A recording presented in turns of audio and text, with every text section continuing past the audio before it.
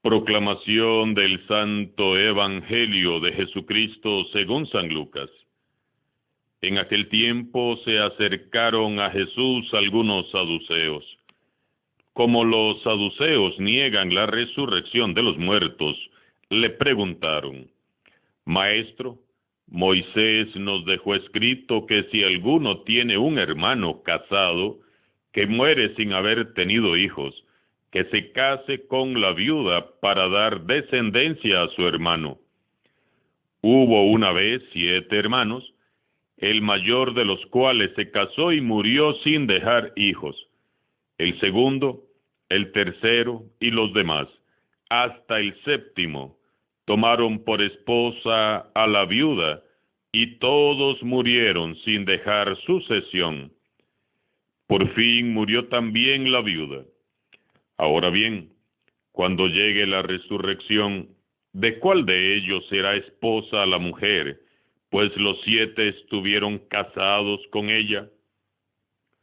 Jesús les dijo: en esta vida, hombres y mujeres se casan, pero en la vida futura, los que sean juzgados dignos de ella y de la resurrección de los muertos, no se casarán ni podrán ya morir, porque serán como los ángeles e hijos de Dios, pues Él los habrá resucitado. Y que los muertos resucitan, el mismo Moisés lo indica en el episodio de la zarza, cuando llama al Señor Dios de Abraham, Dios de Isaac, Dios de Jacob. Porque Dios no es un Dios de muertos, sino de vivos, pues para Él todos viven.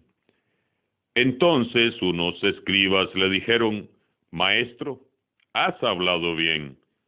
Y a partir de ese momento, ya no se atrevieron a preguntarle nada. Palabra del Señor.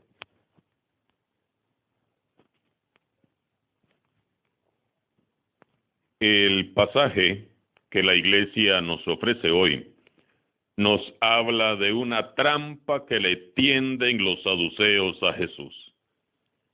Los saduceos era un grupo de ricos aristócratas y sacerdotes que diferían en varios postulados teológicos con los fariseos. Ellos, por ejemplo, no creían en la resurrección ni en la inmortalidad del alma. Estos personajes se acercaron a Jesús y comenzaron a hacerle preguntas para tenderle una emboscada y dejarlo en mal delante de todos. Ellos le presentan un caso matrimonial tan hipotético como ridículo. Partiendo de la ley del levirato, le preguntan quién será en el más allá el definitivo marido de una misma mujer que repetidamente queda viuda y sin descendencia, y es casada con varios hermanos sucesivamente fallecidos. Lo primero que Jesús afirma es la resurrección de los muertos.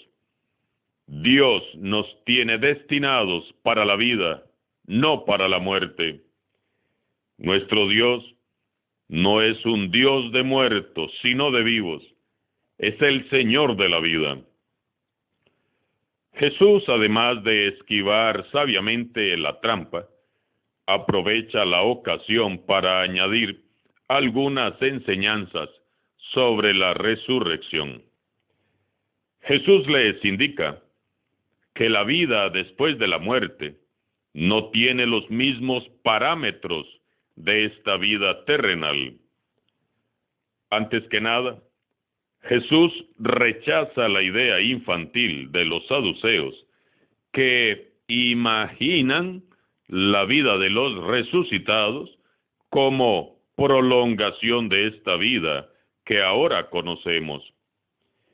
Es un error imaginarnos la vida resucitada por Dios a partir de nuestras experiencias actuales. hay una diferencia radical entre nuestra vida terrena y esa vida plena, sustentada directamente por el amor de Dios después de la muerte. Esa vida eterna que Jesús nos ofrece es absolutamente nueva. Por eso la podemos esperar, pero nunca la podremos describir ni explicar. Los resucitados, dice Jesús, serán como los ángeles y vivirán en un estado que ahora no podemos ni percibir ni imaginar. Habrá continuidad, pero seremos totalmente transformados. Esta es la imagen de la resurrección que nos espera. La actitud de los saduceos es muy frecuente en nuestro tiempo. Actualmente, muchos pretenden encasillar a Dios en sus categorías, en sus percepciones de lo que según ellos deberían ser las cosas. Muchos hoy en día intentan en vano encasillar al Dios de la vida en su propia lógica. Hace unos días miraba una nota donde unos supuestos sabios y filósofos de nuestro tiempo aseguraban que fue el hombre el que creó a Dios, el que inventó a Dios, porque lo necesitaba para obtener algunas respuestas. Y aseguraban con toda certeza que no fue Dios quien nos creó. Es triste contemplar cómo es que entre más avanza la ciencia, más autosuficientes nos creemos y más nos alejamos de Dios. Es muy triste saber que hay muchas personas que viven creyendo que no necesitan de Dios. Hay quienes viven esperando que les den la razón a ellos y no a Dios. Todo esto son, con todo respeto se los digo, tan solo burdas mentiras que solo nos van a llevar al error, al abismo y al sinsentido de la vida. Fue Dios quien nos creó a su imagen y semejanza, por amor y para amar. En esta verdad se esconde la plenitud del ser humano. Cuando la criatura reconoce a su Creador, la vida adquiere sentido. Por eso, frente a los saduceos de aquel tiempo y de nuestro tiempo, Jesús cita la Sagrada Escritura con una simplicidad y una originalidad que nos deja con el corazón lleno de esperanza y alegría. La prueba de la resurrección, Jesús la encuentra en el episodio de Moisés y de la zarza ardiente. Porque allí es donde Dios se revela como el Dios de Abraham, el Dios de Isaac y el Dios de Jacob. A pesar de que estos grandes patriarcas han muerto para este mundo, Dios sigue siendo su Dios, su protector, su amigo. La muerte no ha podido destruir el amor y la fidelidad de Dios hacia ellos. El nombre de Dios está estrechamente unido a los nombres de los hombres y de las mujeres con los cuales Él se relaciona. Y este nexo es más fuerte que la misma muerte. Y nosotros también podemos afirmar esto mismo de la relación de Dios con nosotros. Dios es nuestro Dios. Él es el Dios de cada uno de nosotros. Dios de Abraham, Dios de Isaac, Dios de Jacob, Dios de José, Dios de la Virgen María, Dios de Jesús, Dios de todos y cada uno de nosotros. Por esto Jesús afirma, Dios no es Dios de muertos, sino de vivos, pues para Él todos viven. Aprendamos de Jesús. No caigamos en la trampa de los saduceos de este tiempo que nos presentan a diario sus argumentos e interrogantes tan incontestables como inútiles. No perdamos nuestro tiempo en discusiones absurdas. La verdad es una. Lo que el mundo necesita es amor. Lo que el mundo necesita es conocer al Dios de la vida. Eso es lo que vino a enseñarnos Jesús. No le demos más vueltas al asunto. No necesitamos más explicaciones. Dios es el alfa y omega, el principio y el fin de todo, de lo conocido y lo por conocer. Él está, vive y es. Dios es fuente inagotable de vida. ¿Y dónde está el Dios de la vida? Se preguntarán algunos. Al Dios de la vida lo encontraremos allí donde existe vida, allí donde late el deseo de vivir. Es el Dios de aquellos que, como Jesús y la Virgen María, oran, creen, esperan y luchan por una vida siempre mejor.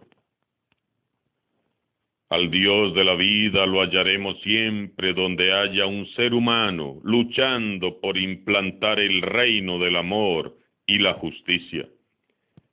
Donde haya un gesto de compasión y misericordia, allí estará presente la vida de Dios. Dios estará con aquellos que se acercan, a los que sufren y mueren por falta de amor, de justicia y compasión.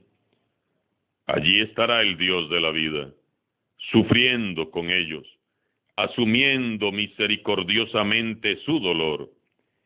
Y Dios estará también con todos aquellos que, como Jesús, luchan contra la injusticia, los abusos, el egoísmo que mata y oprime. Con ellos estará Dios, sosteniendo su esfuerzo, purificando su lucha, abriendo caminos, alentando la esperanza en medio del fracaso. Es en medio de la vida donde los creyentes debemos descubrir a nuestro Dios como alguien que nos sostiene, nos impulsa y nos llama a vivir y a hacer vivir. No busquemos a Dios entre los muertos, porque no lo hallaremos. Nuestro Dios, el Dios de Abraham, el Dios de Isaac, el Dios de Jacob, es un Dios de vivos. Con María y como María, creamos en el Dios de la vida, y maravillas hará en nuestras vidas el Santo y Poderoso. Termina el texto diciendo, entonces unos escribas le dijeron, Maestro, has hablado bien. Y a partir de entonces ya no se atrevieron a preguntarle nada más. ¿Quién va a cuestionar a aquel que es la verdad y la vida? Todos nuestros argumentos se disuelven ante la luz de su presencia. En este sábado, busquemos un espacio para honrar y adorar al Dios de la vida, que nos ha creado a cada uno de nosotros por amor y para amar. Seamos canales de vida para todos nuestros hermanos. Alabado sea Jesucristo, sea por siempre bendito y alabado.